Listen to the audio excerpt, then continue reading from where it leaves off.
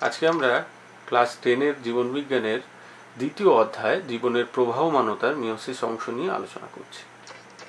প্রথমেই চলে আসি মিওসিস কি, যে বিশেষ প্রকার কোষ বিভাজনে একটি ডিপ্লয়েড জননমাতৃ কোষ পরপর দুবার বিভাজিত হয়ে হ্যাপ্লয়েড 4টি জনন কোষের সৃষ্টি করে, তাকে মিওসিস বলে।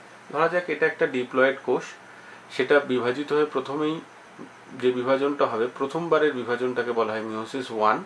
এটা দেখা যাচ্ছে হ্রাস বিভাজন, কারণ কি ডিপ্লয়েড থেকে হ্যাপ্লয়েড কোষ সৃষ্টি হচ্ছে।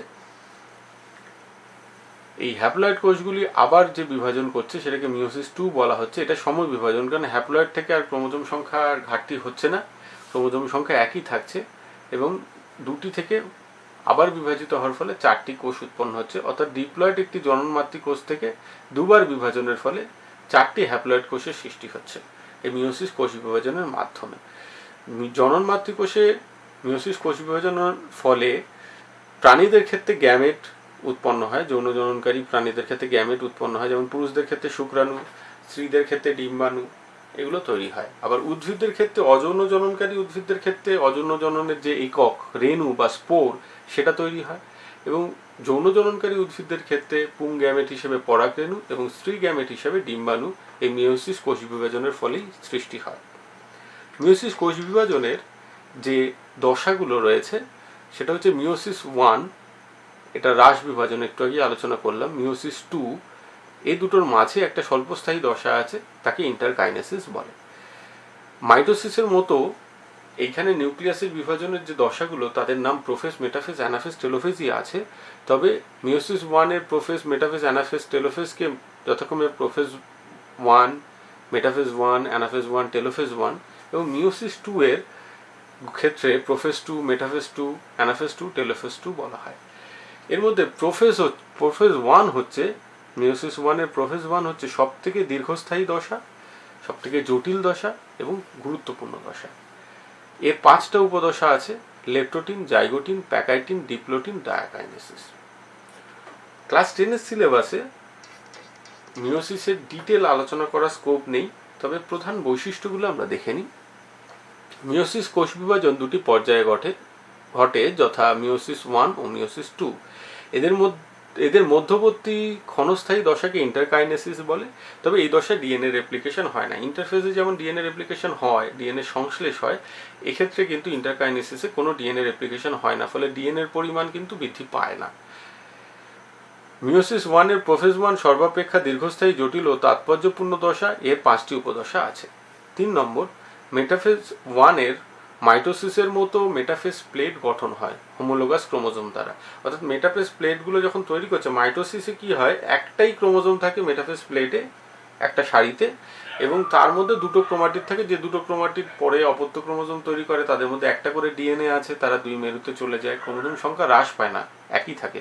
কিন্তু এক্ষেত্রে যেহেতু হোমোলোগাস ক্রোমোজোম, দুটো ক্রোমোজোম থাকছে মেটাফেজ প্লেটের মধ্যে, তারা যখন আলাদা হয়ে দুটো ক্রোমোজোম 2 মেরুর দিকে অ্যানাফিজিও চলন করে, তখন ক্রোমোজোম সংখ্যা স্বাভাবিকভাবে অর্ধেক হয়ে যায়। কারণ এখানে সেন্ট্রোমিয়ার অঞ্চলে ক্রোমাটিডের পৃথকীকরণ ঘটছে না। এখানে যেটা ঘটছে সেটা হচ্ছে ক্রোমোজোম 2 পোলে চলে যাচ্ছে, 2 মেরুর দিকে চলে যাচ্ছে, ফলে ক্রোমোজোম সংখ্যা কিন্তু অর্ধেক হয়ে যাচ্ছে। এর ফলেই হ্রাস বিভাজনটা ঘটছে।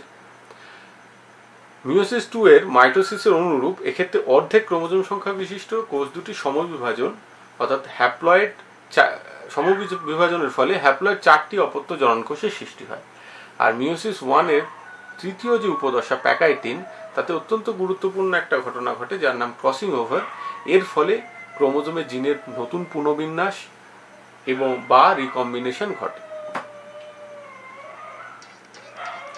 এবারে কতগুলো বিষয় টার্মিনোলজি সম্পর্কে আমাদের একটু স্পষ্ট ধারণা তৈরি করে নিতে হবে, যেমন সমস্ত ক্রোমোজোম, সাইন্যাপটোনিমাল কমপ্লেক্স, সাইন্যাপসিস।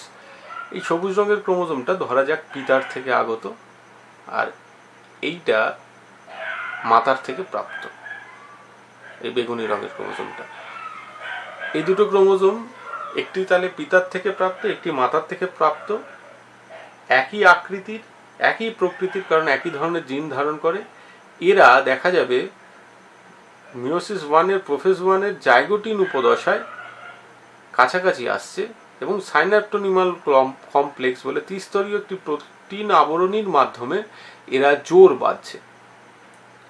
এই ধরনের ক্রোমোজোমকে বলা হয় হোমোলোগাস ক্রোমোজোম, যারা মিওসিসের প্রোফেজ 1-এ জাইগোটিন উপদশায় জোর বাঁধে, এবং এই জোর বাঁধার পদ্ধতিকে বলে সাইনাপসিস। জোর বাঁধতে সাহায্য করে সাইনাপটোনিমাল কমপ্লেক্স। এই সাইনাপটোনিমাল কমপ্লেক্সের মধ্যে আধুনিক সময়ে দেখা গেছে যে রিকম্বিনেশন নডিউল বলে প্রোটিন সংগঠন রয়েছে, যা ক্রসিং ওভার এবং রিকম্বিনেশনে সাহায্য করছে।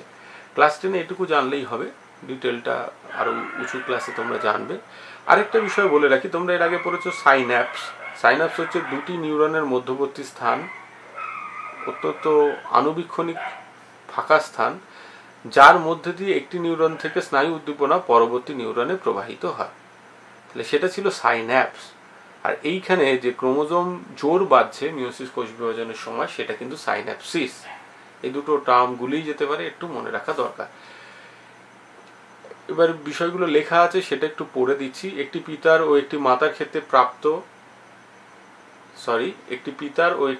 থেকে প্রাপ্ত একই আকৃতির প্রকৃতির ক্রোমোজোম দুটি নিয়ে গঠিত যে সেট মিওসিস বিভাজনের সময় জোর বাঁধে তাদের সমস্ত ক্রোমোজোম বা হোমোলোগাস ক্রোমোজোম বলে। মানুষের হোমোলোগাস ক্রোমোজোম 22 জোড়া অটোজোম এবং 1 জোড়া সেক্স ক্রোমোজোম। মহিলাদের ক্ষেত্রে এই 22 জোড়া অটোজোমের 22 জোড়াই প্রত্যেকটা জোড়া সেট তৈরি করবে, এবং সেক্স ক্রোমোজোম দুটোও সেট তৈরি করবে, অর্থাৎ প্রত্যেকটার সাইনাপসিস হবে। 23 জোড়ারই সাইনাপসিস হবে। পুরুষদের ক্ষেত্রে অটোজোমের 22 জোড়ার সাইনাপসিস হবে, কিন্তু এই এক্স আর ওয়াই সম্পূর্ণ সাইনাপসিস হবে না, আংশিক সাইনাপসিস হবে। আর যে ত্রিস্তরীয় প্রোটিন নির্মিত সংগঠন দুটি হোমোলোগাস ক্রোমোজোমকে মিওসিসের প্রোফেজ 1-এর জাইগোটিন উপদশায় জোর বাঁধতে সাহায্য করে তাদের সাইনাপটোনিমাল কমপ্লেক্স বলে। আর হোমোলোগাস ক্রোমোজোম দ্বয়ের জোর বাঁধার পদ্ধতিকে সাইনাপসিস বলে। তোমরা এটা নোট করে নিতে পারো। এবারে চলে আসি, এখানেও বেশ কয়েকটা গুরুত্বপূর্ণ টার্মিনোলজি আছে যেগুলো সম্পর্কে খুব স্বচ্ছভাবে বুঝে নাও। একটা ক্রোমোজোমের মধ্যে এই সবুজ রঙেরটা একটা ক্রোমোজোম, এই অংশটা একটা ক্রোমাটিড, আবার এই অংশটা একটা ক্রোমাটিড, এরা সিস্টার ক্রোমাটিড। আবার বেগুনিটার এটা একটা ক্রোমাটিড, এটা একটা ক্রোমাটিড, এটার সাপেক্ষে এটা সিস্টার ক্রোমাটিড। এবারে এই দুটো ক্রোমোজোমের মধ্যে যখন সাইনাপসিস হচ্ছে, তখন এই দুটো ক্রোমাটিডের যে কোনো একটা সাপেক্ষে এই দুটো ক্রোমাটিড নন সিস্টার ক্রোমাটিড। অর্থাৎ হোমোলোগাস যে পেয়ারিং হচ্ছে সাইনাপসিসে, তাতে একটা ক্রোমোজোমের যে কোনো ক্রোমাটিডের সাপেক্ষে অপর ক্রোমোজোমের যে কোনো ক্রোমাটিড হচ্ছে নন সিস্টার ক্রোমাটিড। এবার এই যে সিস্টার ক্রোমাটিডগুলো, একটা ক্রোমোজোমের মধ্যে দুটো ক্রোমাটিড আছে, সেটা নিয়ে যে গঠন তাকে বলা হয় ডায়াড। একটা ক্রোমোজোমের মধ্যে যে দুটো ক্রোমাটিড আছে, তাহলে এটা একটা ডায়াড, এটা একটা ডায়াড। আবার এই নন সিস্টার ক্রোমাটিড যে 4টে আছে, তাদের নিয়ে তৈরি হচ্ছে টেট্রাড, এবং এই টেট্রাড তার মধ্যে 4টে ক্রোমাটিড আছে। ক্রোমোজোম কটা আছে? দুটো। এই হোমোলোগাস ক্রোমোজোম দুটিকে, যারা টেট্রাড অবস্থায় আছে, তাদের বলা হয় বাইভ্যালেন্ট। আশা করি বিষয়গুলো বোঝা গেল। এবার একটু এখানে লেখা আছে, সেটাই পড়ে দিচ্ছি, তোমরা নোট করে নেবে। একটি ক্রোমোজোমের দুটি ক্রোমাটিডকে পরস্পরের সিস্টার ক্রোমাটিড বলে। হোমোলোগাস ক্রোমোজোম দ্বয়ের একটি ক্রোমোজোমের দুটি ক্রোমাটিডের যে কোনো একটি ক্রোমাটিডের সাপেক্ষে অপর ক্রোমোজোমের যে কোনো ক্রোমাটিডকে নন সিস্টার ক্রোমাটিড বলে। দুটি সিস্টার ক্রোমাটিড যুক্ত একটি ক্রোমোজোমকে ডায়াড বলে। একটি ক্রোমাটিড যুক্ত ক্রোমোজোমকে মোনাড বলে। যদি একটাই ক্রোমাটিড থাকতো, বিচ্ছিন্নকরণ না ঘটতো, সেই অবস্থাটাকে কিন্তু মোনাড বলা হবে। মিওসিসের ক্ষেত্রে অ্যানাফেজ 2 পর যে ক্রোমাটিডগুলো বা যে ক্রোমোজোমগুলো, অপত্য ক্রোমোজোমগুলো পাবো, তাদের মধ্যে একটা করে ক্রোমাটিড থাকবে। সাধারণ মাইটোসিস, দেহকোষে মাইটোসিসের অ্যানাফেজের পর কিন্তু একটা ক্রোমোজোমে, অপত্য ক্রোমোজোমে একটাই ক্রোমাটিড থাকে। আমি আগে ভিডিওগুলোতে আলোচনা করেছি, সেই স্ট্রাকচারগুলোকে আমরা মোনাড বলতে পারি। হোমোলোগাস ক্রোমোজোমের 4টি ক্রোমাটিডকে একত্রে টেট্রাড বলে। এই টেট্রাড অবস্থাতেই কিন্তু ক্রসিং ওভারটা হয়, সেটা আমরা একটু পরেই আলোচনা করব। টেট্রাড অবস্থায় একজোড়া হোমোলোগাস ক্রোমোজোমকে বাইভ্যালেন্ট বলে। মিওসিসের প্রথম প্রোফেজের প্যাকিটিন উপদশায় বা প্যাকাইটিন উপদশায় এই গঠনগুলো, non sister chromatid, tetrad, bivalent, এগুলো কিন্তু প্যাকাইটিন উপদশায় ভালো দেখা যাবে, এবং সেই সময় ক্রসিং ওভারটাও হবে। তো এই ক্রসিং ওভারটায় আসি। প্রথমে সাইনাপসিস ধরে নেওয়া যাক, এখনো পর্যন্ত বিভাজনগুলো সেন্ট্রোমিয়ার অংশ বাদ দিয়ে যে বিভাজন হওয়ার ফলে ক্রোমাটিডগুলো তৈরি হবে, সেগুলো হয়নি। প্রথমে সাইনাপসিসটাই ধরলাম। সাইনাটোনিমাল কমপ্লেক্সের সাথে হয়েছে, তারপর এই সেন্ট্রোমিয়ার ছাড়া বাকি অংশগুলো বিভাজিত হয়ে এরা কিন্তু টেট্রাড স্টেজটায় চলে এসছে। টেট্রাড স্টেজে এই সবুজটা ধরে নিই পিতার থেকে এসছি, ক্রোমোজোমের বিন্যাসটা দেখে নিই একটু। ক্যাপিটাল ABCD একটি ক্রোমাটিডে আছে, আরেকটি ক্রোমাটিডেও ক্যাপিটাল ABCD আছে। মাথার থেকে ধরে নিই হলুদটা এসছে, তাতে স্মল ABCD দুটি ক্রোমাটিডের একই বিন্যাস আছে। দীর্ঘদিন পর্যন্ত বিজ্ঞানীদের মধ্যে একটু কন্ট্রোভার্সি ছিল, বিতর্ক ছিল যে ক্রসিং ওভার আগে না কায়াজমা আগে। কোনো কোনো বিজ্ঞানীর মতে আগে ক্রসিং ওভার হচ্ছে পরে কায়াজমা হচ্ছে, কারো কারো মতে আগে কায়াজমা হচ্ছে পরে ক্রসিং ওভার হচ্ছে। তো আমরা আমাদের আলোচনায় প্রথমে ক্রসিং ওভার হচ্ছে পরে কায়াজমা গঠন হচ্ছে, এটাই আধুনিক মত অনুযায়ী মোটামুটি প্রতিষ্ঠিত, সেটাকে অনুসরণ করছি। এবং এক্ষেত্রে কি হয়, এই অংশটা ধরা যাক তারা এক্সচেঞ্জ করে নিল, নন সিস্টার ক্রোমাটিড মধ্যেই কিন্তু ক্রোমোজোম খণ্ডাংশের বা ক্রোমাটিড খণ্ডাংশের যে বিনিময় নন সিস্টার ক্রোমাটিডদের মধ্যে, সেটাকে বলে ক্রসিং ওভার। এবং এই বিনিময় কিভাবে হবে, এন্ডোনিউক্লিয়াস বলে একটা উৎসেচক দ্বারা ভাঙন হবে দুটো ক্রোমোজোমেরই নন সিস্টার ক্রোমাটিড অংশে, এবং তারা পরস্পর আদান প্রদান হওয়ার পর লাইগেজ উৎসেচকের সাহায্যে জুড়ে যাবে। এবং জুড়ে যাওয়া অংশগুলোর মধ্যে যে এক্স স্ট্রাকচার তৈরি হবে, অনেকটা এক্স স্ট্রাকচার, সেটাই হচ্ছে কায়াজমা। এইখানে যেমন এই অংশটা এখানে চলে গেছে, ক্যাপিটাল এটা এইখানে চলে গেছে, স্মল এটা এখানে চলে এসছে, আমরা দেখতে পাচ্ছি ছবিতে। তার ফলে বিন্যাসটা কিরকম হয়ে যাচ্ছে, এই ক্রোমোজোমটা একই রকম থাকলেও ABCD থাকলেও যেটাই ক্রসিং ওভার হলো তাতে small a capital B capital C small d হয়ে গেছে, অর্থাৎ কিন্তু নতুন বিন্যাস তৈরি হয়েছে। এই ক্যাপিটালগুলো একসাথে ছিল, এখানে যদি আমরা খেয়াল করে দেখব ক্যাপিটাল ABCD ছিল, সেটা কিন্তু পাল্টে গেছে। আবার এইটা তো পাল্টে গেছে, ক্যাপিটাল A চলে এসছে, দেখতে পাচ্ছ তোমরা, এটাতে স্মল a ছিল, ক্যাপিটাল A চলে এসছে, স্মল বিটা ঠিক আছে, স্মল সিটা ঠিক আছে, আবার স্মল d ছিল, সেটা ক্যাপিটাল D হয়ে গেছে। অর্থাৎ দুটো করে ক্রসিং ওভার হয়ে এই দুটো ক্রোমোজোমে নতুন জিনের পুনর্বিন্যাস হয়েছে, আর এই ক্রোমোজোম পার্টটা আর এই ক্রোমোজোম পার্টটা একই আছে। এবারে যখন গ্যামেট তৈরি হবে তখন এই ক্রোমোজোম পার্টটা থেকে যে গ্যামেট তৈরি হবে তাতে কিন্তু নতুন জিনের বিন্যাস হয়ে গেল, বা এই ক্রোমোজোম পার্টটা থেকে যে গ্যামেট তৈরি হবে তাতেও নতুন ক্রোমোজোম বিন্যাস হয়ে গেল। তো এই ঘটনাটা ভীষণ গুরুত্বপূর্ণ। আমরা যেটুকু লেখা আছে সেটা একবার পড়ে দিই। প্রোফেজ 1-এর জাইগোটিন উপদশায় দুটি হোমোলোগাস ক্রোমোজোমে সাইনাপসিস পদ্ধতিতে জোর বাঁধে, ক্রোমোজোম দুটিকে সাইনাপ্টোমিয়াল কমপ্লেক্স জুড়ে রাখে। এরপর প্যাকাইটিন উপদশায় হোমোলোগাস ক্রোমোজোমের সেন্ট্রোমিয়ার ছাড়া বাকি অংশ লম্বালম্বি বিভক্ত হয়ে 4টি ক্রোমাটিড যুক্ত টেট্রাড ও 2টি ক্রোমোজোম বিশিষ্ট বাইভ্যালেন্ট গঠন করে। 3 নম্বর, নন সিস্টার ক্রোমাটিডদের প্রতি কায়াজমার নিচে, কায়াজমা অংশটা বোঝানোর জন্য বলেছি, কায়াজমা পরে হবে, আগে এন্ডোনিউক্লিয়াস ভেঙে দেবে উৎসেচকটাকে এবং পারস্পরিক বিনিময়ের পর লাইগেজ জুড়ে দেবে। তাহলেই সেই ঘটনাটাই হচ্ছে নন সিস্টার ক্রোমাটিডদের মধ্যে যে নন সিস্টার ক্রোমাটিডগুলোর মধ্যে যে ক্রোমাটিড খণ্ডাংশের বিনিময়, সেটাই হচ্ছে ক্রসিং ওভার। এটা প্যাকাইটিনে হচ্ছে, এবং ক্রসিং ওভারের পর দুটি নন সিস্টার ক্রোমাটিডের মধ্যে একাধিক স্থানে এক্স আকৃতি বিশিষ্ট কায়াজমা গঠিত হবে। এটা ডিপ্লোটিন মানে পরের উপদশায় কিন্তু হচ্ছে। এবার মিওসিসের তাৎপর্য, প্রথম তাৎপর্য হচ্ছে যে মিওসিস কোষ বিভাজনে কিন্তু প্রজাতির ক্রোমোজোম সংখ্যা ধ্রুবক রাখতে সাহায্য করে। প্রত্যেকটি প্রজাতির ক্রোমোজোম সংখ্যা একই, যেমন প্রত্যেক মানুষের ক্ষেত্রে ক্রোমোজোম সংখ্যা 2n = 46। এইটা কিন্তু এই 46 বজায় রাখতে মানুষের ক্ষেত্রে বা অন্যান্য প্রজাতির ক্ষেত্রেও তাদের ক্রোমোজোম সংখ্যা যেটা সেটা বজায় রাখতে সাহায্য করছে। এই ধরা যাক এটা মাতা, তার 2n = 46, পিতা তার 2n = 46। এবার ডিম্বাণু যেটা তৈরি হলো তাতে হ্যাপ্লয়েড হয়ে যাচ্ছে, n = 23। শুক্রাণুর ক্ষেত্রে হ্যাপ্লয়েড হয়ে যাচ্ছে, n = 23।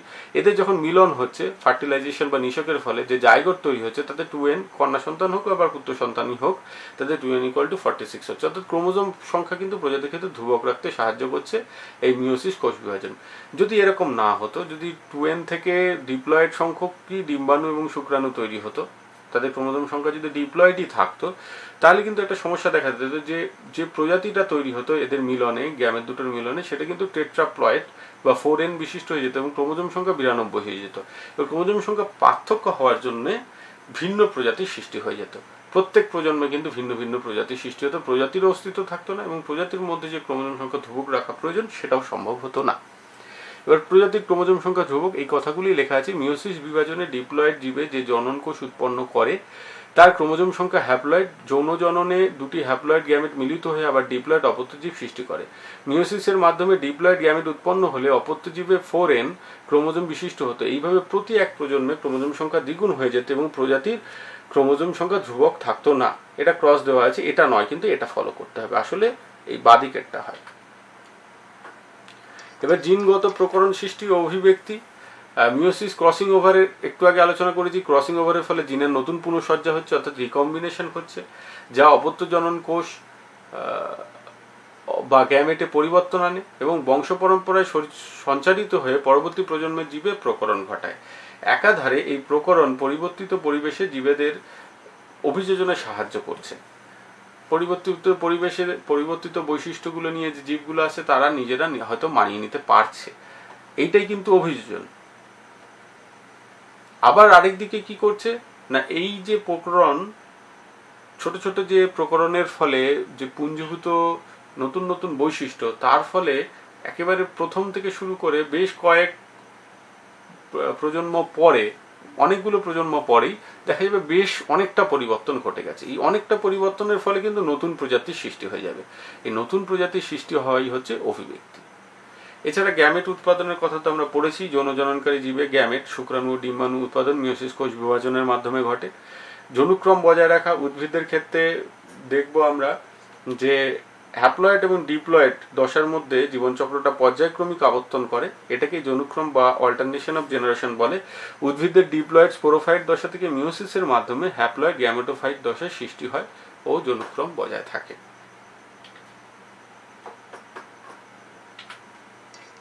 এবার মিওসিস ও মাইটোসিসের পার্থক্য কোথায় হয়, সম্পাদনের স্থান বিষয়। মূলত দেহকোষে মাইটোসিস হয়, তবে প্রাথমিক যে আদি জনন কোষ তার সংখ্যা বাড়ানোর জন্য মাইটোসিস হয়। মিওসিস কেবলমাত্র জনন মাতৃকোষে হয় এবং এর ফলে জনন কোষ, গ্যামেট বা রেণু এগুলো সৃষ্টি হয়। ক্রোমোজোম বিভাজনের প্রকৃতি। মাইটোসিস সমবিভাজন, জনিত্রী কোষের যেটা ডিপ্লয়েড তার সমান সংখ্যক ক্রোমোজোম বিশিষ্ট অপত্য কোষ অর্থাৎ ডিপ্লয়েড কোষই সৃষ্টি হয়। কিন্তু মিওসিস হচ্ছে হ্রাস বিভাজন, যেখানে জনিত্রী কোষ ডিপ্লয়েড হলেও অপত্য কোষটা হ্যাপ্লয়েড হচ্ছে, অর্থাৎ অর্ধেক ক্রোমোজোম সংখ্যা বিশিষ্ট হচ্ছে। মাইটোসিসের ফলে উৎপন্ন কোষের সংখ্যা 2, মিওসিসের ফলে উৎপন্ন মিওসিসের ফলে উৎপন্ন কোষের সংখ্যা 4। ক্রসিং ওভার সাধারণত মাইটোসিসে ঘটে না, ঘটলেও তার সেই গুরুত্ব থাকে না। মিওসিসের ফলে ক্রসিং ওভার ঘটে এবং জিনের নতুন সজ্জা বা রিকম্বিনেশন ঘটে, যেগুলো প্রকরণ, অভিযোজনে সাহায্য করে এবং অভিব্যক্তিতেও সাহায্য করে। শেষে কতগুলো প্রশ্ন। মিওসিসের সময় ক্রোমোজোম সংখ্যা হ্রাস ও ক্রোমাটিডের মধ্যে খণ্ড বিনিময় ঘটে, এই ঘটনা দুটির তাৎপর্য কি কি তা বিশ্লেষণ করো। 2 নম্বর, মিওসিস বৈশিষ্ট্যগতভাবে মাইটোসিস থেকে পৃথক, তুমি কিভাবে বক্তব্যটি যথার্থতা প্রমাণ করবে। 3 নম্বর, সংক্ষেপে ক্রসিং ওভার পদ্ধতিটি বুঝিয়ে লেখো। 4 নম্বর, মিওসিসকে হ্রাস বিভাজন বলা হয় কেন। কৃতজ্ঞতা স্বীকার মধ্যশিক্ষা পর্ষদ অনুমোদিত বিভিন্ন পাঠ্য বই, ছায়া প্রকাশনী, সাঁতরা পাবলিকেশন প্রাইভেট লিমিটেড, প্রান্তিক প্রকাশনী ও ইন্টারনেটের বিভিন্ন সাইট থেকে তথ্য নেওয়া হয়েছে। ধন্যবাদ জানতে আমি দিব্যেন্দু দত্ত, প্রধান শিক্ষক, পাথরঘাটা হাই স্কুল, বহরকুলি, কালনা, পূর্ব বর্ধমান।